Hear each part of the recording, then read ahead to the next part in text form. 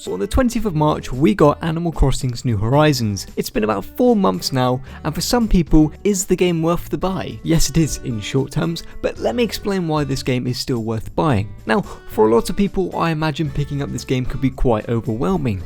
And that comes down to the simple fact that Animal Crossing actually follows a real-time clock and calendar. So if you miss a day, you actually miss a day. This means you could potentially miss out on items or events.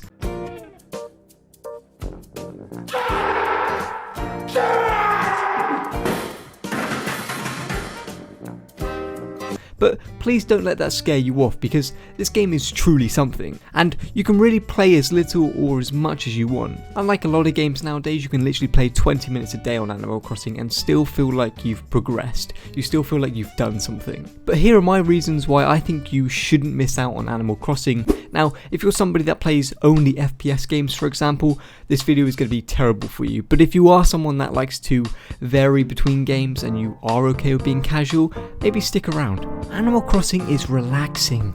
Unlike most modern games, you never really feel like you have to do something. It's all at your own pace, and I like this feature. But with so many updates at the moment, you can just dip in and out of things you want to do. If you enjoy fishing and collecting things, you can do that. If you're more creative and making things, you can do that. If you're more of a completionist, you can also do that. I really like the range of playstyle this game gives you. Now, this is not revolutionary, but let's be honest, it's a game about cute animals stuck on an island together, where you have to pay back debt to a talking raccoon.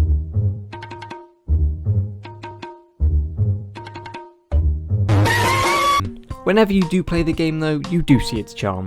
Unlike when we got it back in March, the game now has tons of new content and items at your disposal. For people that feel they've missed out on content, don't. I mean, worst case you could always just, rewind time with your Switch anyway. But really, there's so much going on at the moment, it would seem pointless. Unfortunately, the crafting system still feels... it's not great. There hasn't really been much change to it either. We've all been asking for the crafting system to be updated for little things like being able to craft more than one item at once and being able to use materials stored in your house wherever you are. But if you're able to get past that kind of slow system, some of the items you can find and craft are incredible. To be honest, this is the best time to start playing. We're currently in summer, so all the cool fish and objects are out at the moment, and there just seems to be a lot more going on now than there was a couple months back. Now, although I don't play this game as much as I did when it first came out, I think I would play it daily for the first month, I still have to say, when I do get around to playing it, I don't really get too bored. But for some people I've talked to, they say it gets a little repetitive, and they get quite burnt out with it. My friend Gakkopop, for example, he had this problem and he actually stopped playing it. Although I do feel like now it's kind of different because of all the new content that's been added. Not only that, but this is more personal preference. And I guess it depends on how much you're willing to play and not play.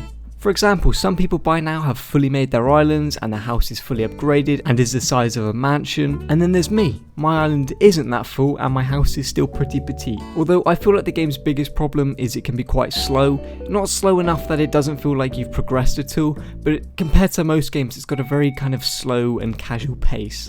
I mean, worst case you could always just be a time traveller, but I ain't no cheater. So if you're not willing to play daily or at least a couple days a week, maybe this game isn't for you.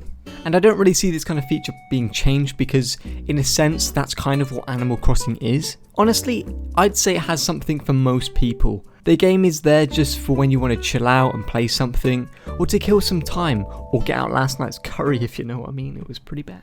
And honestly, 4 months on, this game is only getting better. With new fish types and insects you can collect, there's a lot of fun things to interact with. It's nice to see your collection grow visibly, and even if you're new to the game, there's so many new species out at the moment, and all the sharks you can get, it's just so cool.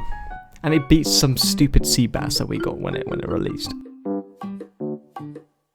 So if you happen to be a little bored at the moment, which I know a lot of people are, and you wouldn't mind playing a new type of game, maybe go pick up Animal Crossing. And I gotta say, even 4 months on, this game is only improving. I really can't express that enough. I can't wait for winter. Having snow in any game is always cool. I just hope my little character can have a snowboard or something. Even if this isn't your typical game to play and you feel a little overwhelmed by it, again, go pick it up.